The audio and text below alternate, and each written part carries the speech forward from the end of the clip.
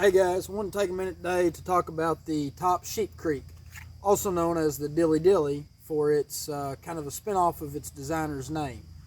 So the sheep creek has not officially been released yet into wide circulation. They ended up selling a limited of them, I understand 4, at Blade Show this past weekend. I was able to acquire this one on Saturday morning. And yes, when I say acquire, I mean purchase it. I didn't like run past the booth and grab it and run off. Although, I mean, it did cross my mind, but they told me I could purchase it, so I just went with that method. But it is the winning design for the Tops Employee Design Contest that they have every year. The designer's name is Dylan Waters. He works for Tops, and the requirements was for a Warncliffe or sheep's foot blade in a design less than 8 inches. So this was the resulting design. I have been playing with it some since I got it. I've been very pleased with the design. I really want to use it some more and see exactly what all it's capable of, but there's a reason I have it, and I'll tell you all that at the end of the video. But the Sheep Creek name comes from an area in Idaho that Dylan spent a lot of time hunting and still does hunt. So that's kind of the name's paying homage to that area. But it is 1095 high carbon steel, micarta handles, has an overall length of 8 inches, a blade length of 3.5 inches with a cutting length of 3 1/4. The handle length is right at about 4.5 inches, and we're 3/16 of an inch thick. It is a very stout knife, but with the high saber grind that it has on it, it still slices really well, carves well, and so far it's been a pretty nice handling blade. There's not been anybody that hasn't picked it up and been very pleased with the way it feels. The handle angle is very nice and ergonomic. The design of it allows you to actually, we'll demonstrate here, you can actually get a pretty flat cut on it, unlike some knives where you can't do that, but you can get a pretty flat cut here. The finish is a black Cerakote. This one's pretty smooth. I almost thought it was DLC, but they told me it is in fact Cerakote. You can see some wear on it already from where this one's been, I'm assuming, been at shows quite a bit, handled quite a bit, but nothing major. It's only right around the edges. The sheath is Kydex, comes with your standard beta straps for scout carry or horizontal. You've got your one direction button pulls on it. You can take them off, set them up for however. I'm not a big scout carry guy. I would probably take it off and put one of the metal belt clips on it, or have a nice custom sheath made for it. But this one is more than functional. Good retention, snaps in firm, good thumb ramp right there. Just all around, it's a good setup. It really is. The knife does have a little bit of heft to it, but nothing horrible. It's definitely, honestly, it's lighter than the Title Force, which you would expect, as the Title Force is a bigger blade, but it balances well. Let's see, Silent Hero 4, definitely heavier than the Silent Hero 4, which, again, you do have more material there. You've got thicker knives between the two. It is a little bit shorter overall length, but it still slices well to be as thick as it is and as heavy as it is. I have no doubt that it will take some serious abuse and keep going. All right, so have played around with it a little bit. It will curl pretty well and feather stick without issue. There is a little bit of hot spots with the Rocky Mountain tread that it has, but nothing horrible.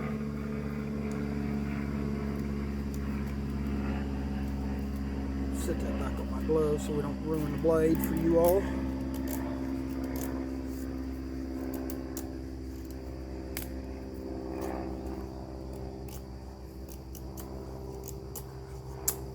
Now, this would probably work a little better if it had some more belly in it, but as you can see, it's definitely doable with no issues at all. But I personally prefer Warncliffe style blades or straight blades over anything else. My personal collection consists of a variety of straight blades. For whatever reason, I've taken a liking to them. They're versatile. I tell everybody it's like carrying a razor blade that you can resharpen easily. So we've got the Fighting Rooster Cutlery coffin handle straight razor, which is made by Tops. So you can see we're a little bit shorter than that particular knife. We're obviously bigger than your little bugger, quite a bit thicker as well. And then you've got the poker, which is a little bit shorter length.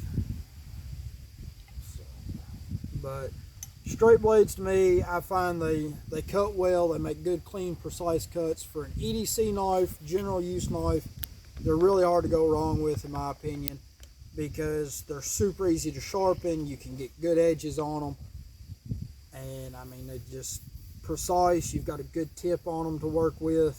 But the only downside is, no, they're not going to bite in and really skin a game well without a big belt. They're not going to chop well, but as you just saw, that you can make feather sticks with them, you can carve with them, you can chop with them. Chopping's not ideal. It will do it on smaller stuff.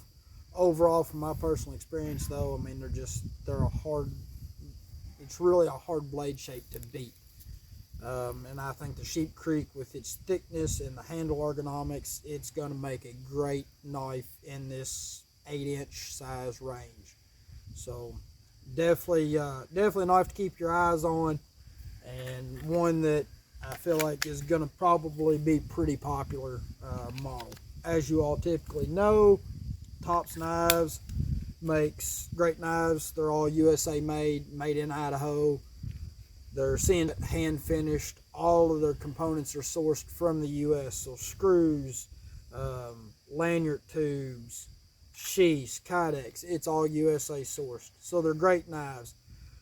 They take exceptional time to make sure their hand fitment's good on them. A lot of handwork goes into them. They've got great customer service. All of that has led to them being a really popular knife brand, and they've really picked up a lot of business in the last few years. So their knives have been really hard to get because they've been in very high demand. And with all of that said, I believe the Sheep Creek is going to be one that once it sells out of the first batch, it might be hard to get for a while. So don't sleep on the Sheep Creek when it comes out. Now, with that said, if you want the opportunity to own one before it starts, or before they're released, there's actually going to be a raffle that I'm holding for this and a Work Sharp Precision Adjust. So you'll be able to enter a raffle for both of these starting Friday the 10th, which is tomorrow, or today, depending on when I get this video released. You'll be able to enter for a chance to win both of these. It's going to be $10 a ticket, 35 spots. You'll be able to purchase them off of my website, thegearshack.com. The Gear Shack, no C in it. Shack, not shank, not shark, not shake. Shack. So you'll have the opportunity to win the Precision Adjust, which will do from 15 to 30 degrees sharpening angles. You've got a 320 grit diamond, a 600 grit diamond, and a ceramic hone. Thumb wheel to put your knife in. I won't sharpen the Sheep Creek or the Dilly Dilly, as it's affectionately known, because one of you all will hopefully end up with it. So I'll use my Dicer 3 here. But you put your knife in, spin the thumb wheel, tighten it up, choose your stones. This one we're just going to do the ceramic hone on because it's already pretty sharp. And back and forth we go. When you're ready to do the other side, you push in on the back and flips right over.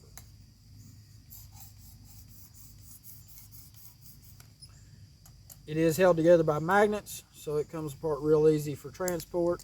You can, and when you get it new, this is how it comes. You can take it back apart pretty easy to allow for easy storage or transport.